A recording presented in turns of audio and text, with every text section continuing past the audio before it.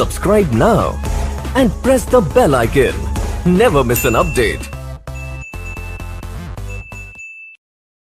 أعوذ بالله من الشيطان الرجيم بسم الله الرحمن الرحيم إن جهنم كانت مرصادا للطاغين مآبا لابثين فيها أحقابا۔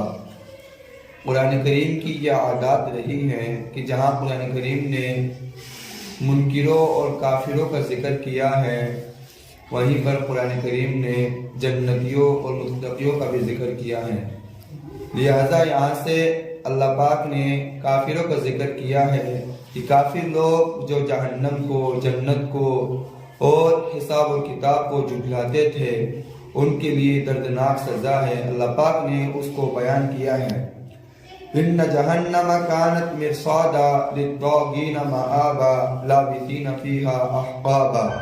بے شک جہنم طاق میں ہے، یعنی کہ فرشتے انتظار کر رہے ہیں کہ جب جہنمی لوگ جہنم کی طرف آئیں گے تو ان کو جہنم میں عذاب دیں گے۔ للطاغین مآبا، جو کہ سرکشوں کا ٹھکانہ ہے، لابثین فیہا احقابا، جس میں وہ مدتوں ٹھہرے رہیں گے۔ احقاب یہ حقبتن کی جمع ہے جس کے معنی ہوتے ہیں مدتوں رہنا۔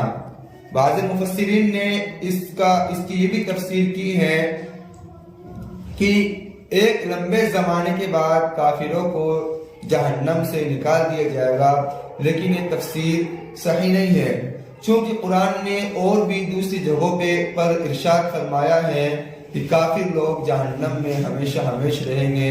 مثلا سورہ مائدہ کی 37 نمبر آیت، یریدون ان یخرجوا من النار وما هم بخارجین منها ولهم عذاب مقیم۔ یہ لوگ چاہتے ہیں کہ ان کو آگ سے نکال دیا جائے لیکن ان کو نکالا نہیں جائے گا، ان کے لیے ٹھہرنے والا دردناک عذاب ہے۔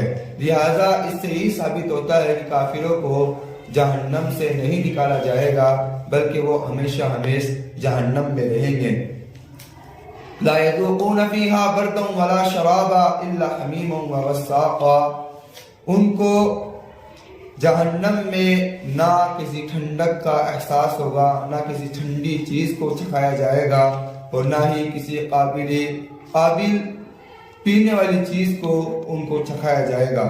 الا حمیما وغساقا، سوائے ان کو گرم پانی کے اور بیپ کے کچھ بھی نہیں ملے گا۔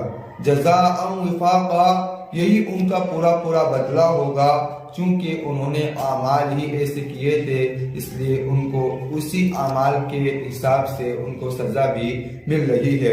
انہم کانوا لا یرجون حسابا، اس لیے کہ وہ اپنے اعمال کے حساب کا انکار کیا کرتے تھے، یعنی کہ اس کی کوئی امید بھی نہیں رکھتے تھے کہ کوئی حساب و کتاب بھی ہوگا۔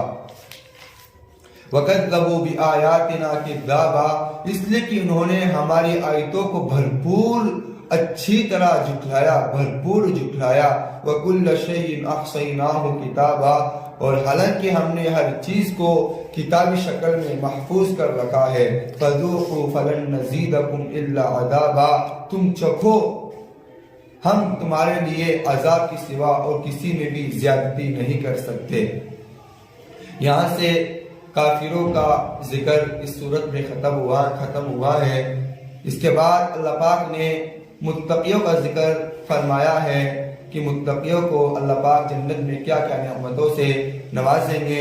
یہ اس لیے کہ انہوں نے اپنے رب کے مطابق، اپنے رب کی مرضی کے مطابق دنیا میں زندگی گزاری، اس لیے ان کو یہ سب کچھ چیزیں بخشی جائے گی۔ ان للمتقین مفازا، بے شک متقیوں کے لیے کامیابی ہے۔ حدائق وأعنابا، باغات ہے اور انگور ہے۔ وکواعب اترابا، اور نوخیز ہم عمر لڑکیاں ہیں۔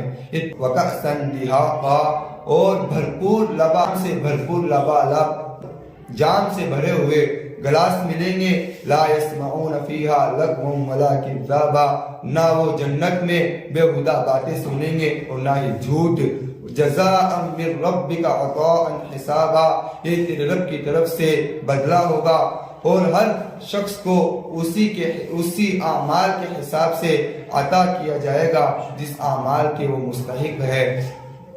یعنی کہ کوئی کسی شخص کو کسی کے خلاف بولنے کی اجازت نہیں ہوگی کہ اس کو اتنا دے دیا گیا، اس کو اتنا دے دیا گیا، لہذا اللہ پاک جس کو دیں گے اس کے حساب کے، اس کے اعمال کے حساب سے بخشیں گے۔ رب السماوات والارض وما بینہما الرحمن لا یملکون منہ خطابا، یہ اس رب ذوالجلال کی طرف سے ہے جو آسمانوں اور زمین کا اور اس کے مابین جو کچھ ہے اس کا مالک ہے، مہربان ہے، اس سے کسی کی ہمت نہیں ہوگی کہ بات کرے، خطاب کرے۔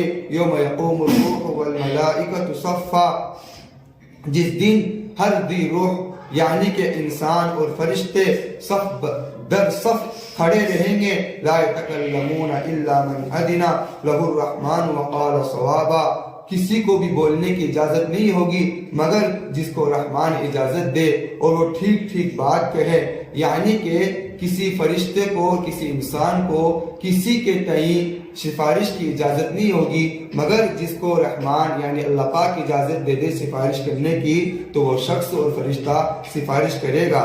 ذالک الیوم الحق، یہ جو واقعات اوپر گزرے ہیں یہ تمام سچ ہے، یعنی کہ قیامت کا دن سچ ثابت ہوگا۔ فمن شاء اتخذ الى ربه مآبا، جو چاہے اپنے رب کی طرف ٹھکانے بنانے کی تیاری کر لے۔ انا انذرناکم عذابا قریبا، یہاں سے اللہ پاک نے اتمام حجت قائم فرما دی کہ ہم تم کو ایک ایسے عذاب سے ڈرا رہے ہیں جو قریب ہی میں آنے والا ہے۔ یوم ینظر المرء ما قدمت یداہ ویقول الکافر یا لیتنی کنت ترابا، کہ جس دن ہر انسان اپنی آنکھوں سے دیکھے گا جو کچھ اس نے اعمال کر کے آگے بھیجے ہیں، اور کافر کہے گا مارے افسوس کے کہ کاش کہ میں مٹی ہوتا۔ اس آیت کے تحت ایک حدیث اور ذکر کی ہے کہ کل قیامت کے دن جانور، کسی دوسرے جانور نے اگر کسی جانور کو تکلیف پہنچائی تو وہ جانور اس جانور کا بدلہ لیا جائے گا، یعنی کہ اگر کسی جانور کی کسی نے سینگ توڑ دی تو وہ جانور بھی جس کی سینگ توڑی تھی وہ بھی اسی جانور کی سینگ توڑے گا، پھر اس کے بعد ان کو مٹی بنا دیا جائے گا۔ اسی بنا پر کافر کہے گا کہ کاش کہ میں مٹی ہوتا، دوبارہ پیدا ہی نہ ہوتا۔ وما علینا الا البلاغ۔